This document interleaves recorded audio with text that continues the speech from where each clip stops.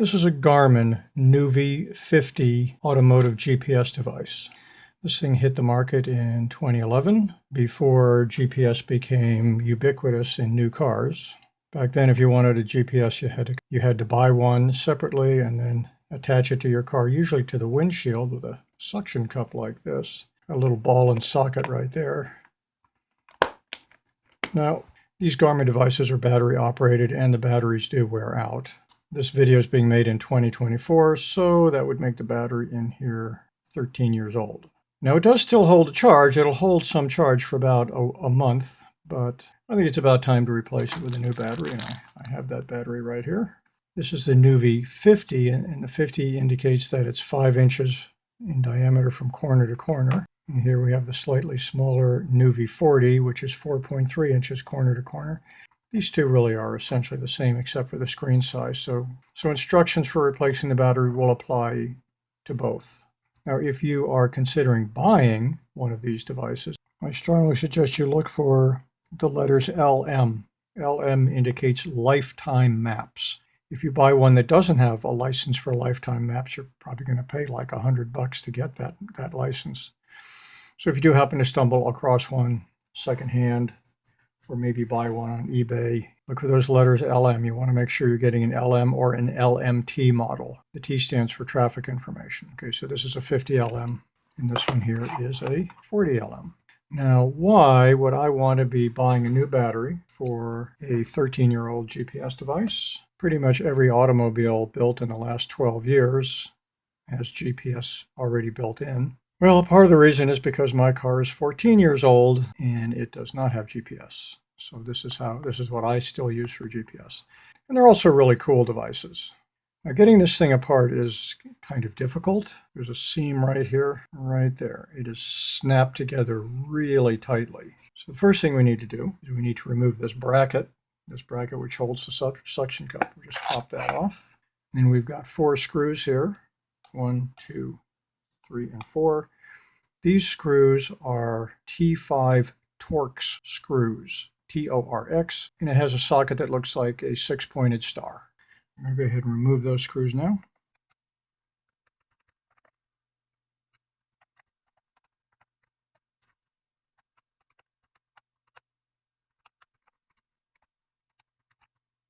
Okay, the 4 screws have been removed. These screws are really tiny, and it's really easy to lose them. I use these old pill bottles to contain tiny parts so I don't lose them.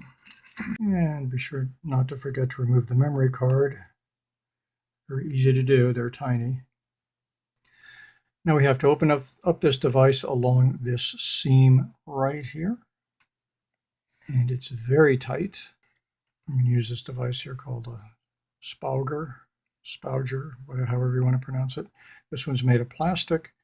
You could probably get away with a flathead screwdriver, but that would probably cosmetically damage the plastic, so I will try to use this instead. You want to have to kind of get in under this. There we go. You see it's starting to open up. I'm going to take this other spouger here, a different one, a metal one. I'm going to use this to kind of hold it open so it doesn't keep snapping itself shut.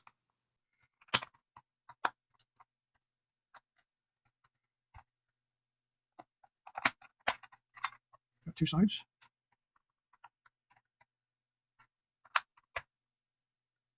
Very, very tight.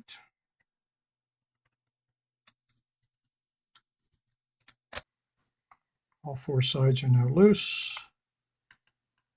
We can open this thing up a bit like a clamshell. We have to be really careful of this. We have a cable right here. And there's our battery that we want to replace. And here is a circuit board that we need to get out of the way. It connects in the back, so we need to release this circuit board so that we can unplug this cable. Okay, we'll start on this side. Again, T5 Torx.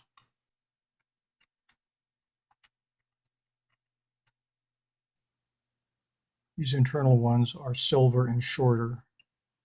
The outside ones are longer and black. Okay, now the other side.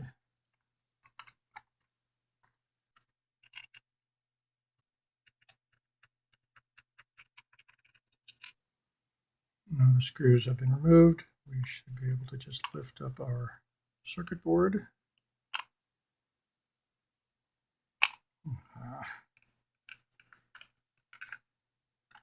I'm just going to flip it over here and let gravity do the job for me. Okay, there we go. We need to unplug the battery from the circuit board. Gently wiggle it out. Okay. Now we have to get the battery out. The battery is unfortunately glued in place.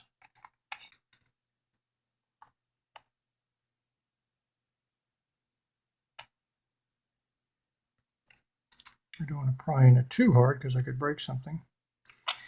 That battery does not want to come out.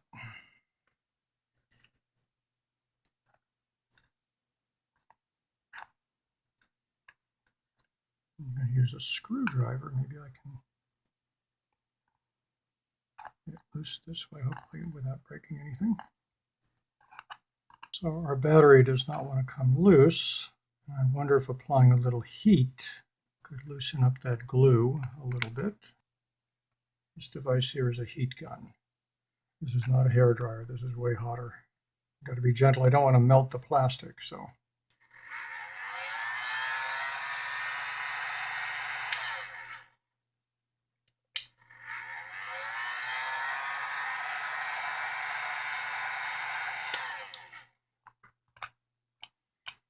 Okay, it's starting to come up a little bit.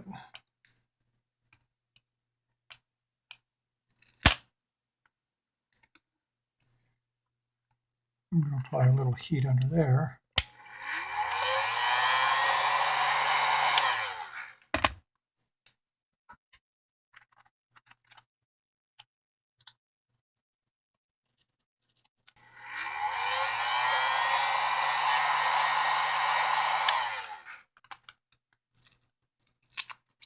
There we go.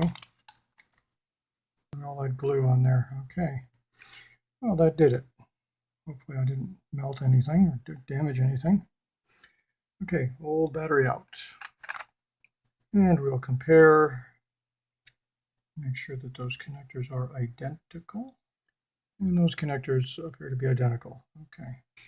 Now in order to glue our new battery down, I'm simply going to use a piece of double-sided tape. This should be sufficient. My tape will have to go on this side. Okay, fine.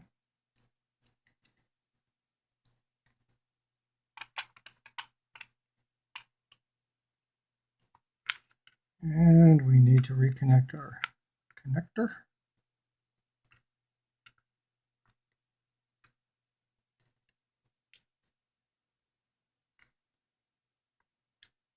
Okay, and it goes that all the way in the corner where it originally was. Okay, remember this board is held in with 2 screws. Put in the first one.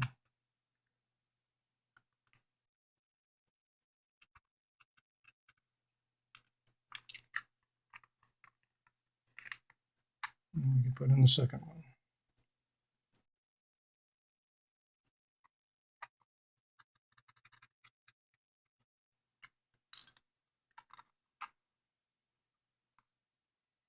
Now it's a matter of snapping it all back together.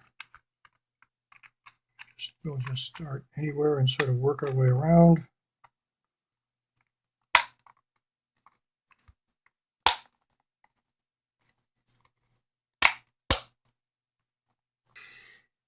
Okay, we have to put our memory card back in. Now that we've got the memory card back in, we will go ahead and put in the 4 screws. Be careful, these screws are tiny and they can strip really easy. So once you feel that thing tighten up, stop, don't keep going, or otherwise you'll strip it out.